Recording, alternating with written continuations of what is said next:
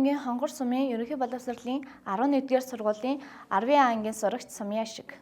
Миний бүтээл болохоор Зиспа хөнгөн цагааны батарей хийсэн. Тусалцаа авсан хүн бол байхгүй. Ингээд өөрөө судлаад зарим зүйлийг ингээд өөрөө мэдэж хийсэн. Тэгээ хэдийн хугацаа гэвэл ингээд гэртээ ингээд туршаад маш ингээд хурдан хийсэн байгаа. Гарын дорх материалаар. За энэ бүтээл маань зэсийн хөнгөн цагааны батарей. Тэгээд зис хөнгөн цагаан хоёрыг нийлүүлээд ингээд цахилгаан гүйдэл үүсгэж батарей гаргаж авах юм аа. Тэгээд яагаад энэ батарейг хийх болсон шалтгаан маань гэх юм бол энэ жил химийн хичээлийн ингээд галвины хэлхий гэдэг хичээлийг үзээд надад маш сонирхолтой санагдсан.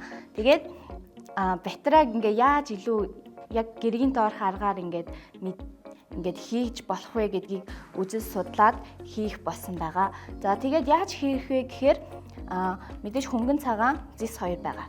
За хөнгөн цагаан нь өөрөө электроныг ингээд өөрөөсөө ингээд түлхдэг, холдуулдаг. Харин зис нь болохоор тэр түлхсэн электроныг өөртөө ингээд шингээж авдаг. Харин энэ байгаа давсны 3 дахь бодогч давсны уусамл нь болохоор нөгөө нэг одоо давсны уусмал нь ионыг ингээд дамжуулан гутаа ингээд гүйдэл үүсгэж ингээд ер нь бол үүсгэхэд маш чухал нөлөө үзүүлдэг. За тэгээд энэ туршилтаар болохоор яаж хийх вэ гэхээр эхлээд ингээд энэ хоёр биетийнхаа ингээд цахилгаан чанарыг ингээд үзнэ.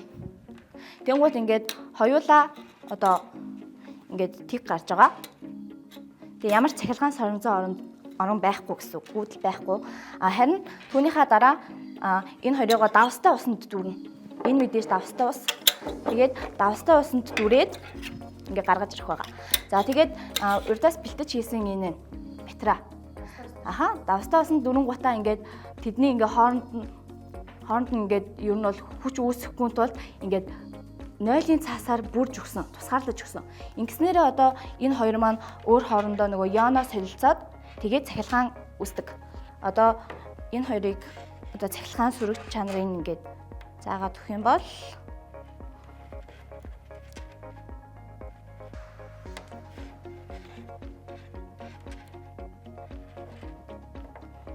ингээд 4.1 ингээд ийм цахилгаан вольт ингээд цахилгаан гүйж яана гэсэн үг. Тийм ийм бүтээл хийсэн байгаа. Энэ батарей зүгээр гарын доорх материал болгон ашиглаад одоо ингээд энэ тэндээс батарей худалдаа авахгүйгээр ер нь гэртээ ер нь туршиж болно. Зөвхөн гарын доорх материалаар би нөгөө нэг удирдлагын зай маа байдэн штэ. Тэр одоо ингээд удирдлагын зай ингээд дуусангууд хог дээр хайж майдаг. Тэр бол их буруу үйлдэл. Тэгээд энийг илүү эко болгож тэгээд удирдлагын зай болон тий янз бүрийн хэрэгтэй зай ашиглая гэж бодож байгаа. Энэ нөгөө энэ уутнаасаа гарах юм бол нөгөө нэг давсны хүчлэл нь ингээд хатна. Тийм хатангуудаа ингээд цахилгаан соронзон ингээд алга болно. Тэгээ уутандаа байгаад тах юм бол ер нь бол тийм гүйдэл дамжуулаад байна гэсэн үг. Энэ батарейгаа болохоор уутнаас нь гаргаад ингээд одоо давсны ингээд уусмалыг хатаагаад буцаж давсны усалдаа дүрээд ингээд ороход анхных шиг бол биш байсан. Хамаагүй баг ингээд гүйдэл дамжуулдаг байсан. Би бэлэн хавтан ингээд аваад ингээд жижигэр дөрүүлж хийдэг. Ер нь бол би ингээд PC-ийн туршилтуудыг хийхдээ ер нь бол ингээд одоо хэрэгтэй материалуудыг болохоор ингээд худалдаж авдаг байгаа. Намайг дэмжиж тусалдаг хүмүүс бол миний найзууд болон ингээд ах эгч нар байдаг. Ер нь ингээд хүн харахад учрыг мэдэхгүй байж энэ бол ингээд бодит биш, энэ ерөөсө гайхамшигтай юм ашигтай гэж бодог. Тэр шинжлэх ухаан бол үнэхээр агуу зүгээр л ингээд та нар зүгээр хийгээд үзэх хэрэгтэй.